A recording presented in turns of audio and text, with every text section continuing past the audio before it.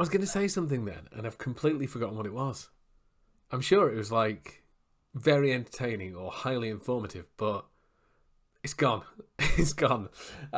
So let's just crack on. No ifs, ands, or buts. It's content creation prompts. I give you a word, a random word you can just kind of use to create something awesome. And not only that, but I'll also tell you what I would do with that word as well. Because, you know, doing a daily video isn't enough pressure for me. I need to also put my creative mind under strain as well. So in the past, I've used books. I started with books, and then my mind kind of wandered into the realm of what other things have words on. So today, I'm going to use my advent calendar. I'm 45. I like chocolate. Sue me.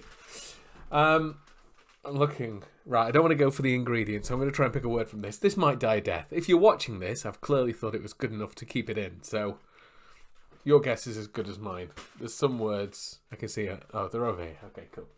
Don't want to block the lead magnet. So here we go.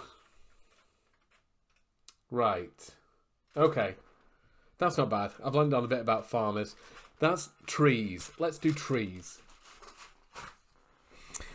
So trees is a really interesting one to do. You would think it's not something that lends itself to copywriting, and it sounds like I'm kind of making up, stalling for time, but I've got a really good one for this. So for trees, I think branching, and it's like just branching off into weird directions. And that's something that happens a lot with copywriting. You create one thing, like a piece of content, talking about trees, but you never know where that thing's going to end up. And there's countless stories about people that have set out to do one thing, but accidentally created something else. Like this. Post-it pads is a great example of this. They wanted to create a glue, but it didn't work, but it ended up being the glue that held the Post-it pads together and created billions of dollars worth of sales. So in my own life, if I was looking for examples for this, I would look for...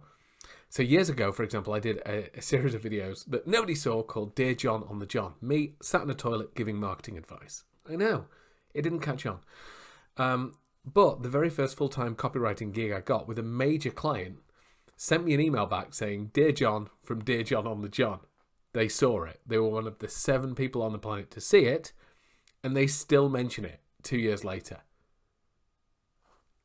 It's a weird thing. Nobody would ever say, if you want a copywriting client, a heavyweight copywriting client, sit on the toilet and record yourself making a video. That wouldn't be good practice. But weirdly, that's kind of what happens. And it's these weird kind of branches. You never know where something's going to lead. So that's what I would talk about with the word trees. I'd pick a story from my life, maybe that one, and say, yeah, on the face of it, it wasn't a success in terms of YouTube views or the number of clients it generated me or how many subscribers it got. It wasn't that great. But it was enough that the right person saw it and went, we're going to pay that man money. It says more about them than me, probably. But it's just this idea that you never know where something's going to lead. Branches, trees, that's probably close enough. So what would you do with trees or branches or anything like that? I'll give you 2 seconds to have a think about it.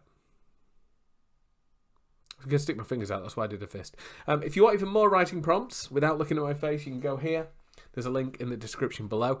So that's your word for today, tree/branch. I think we did quite well considering that was an advent calendar. And I'll see you tomorrow.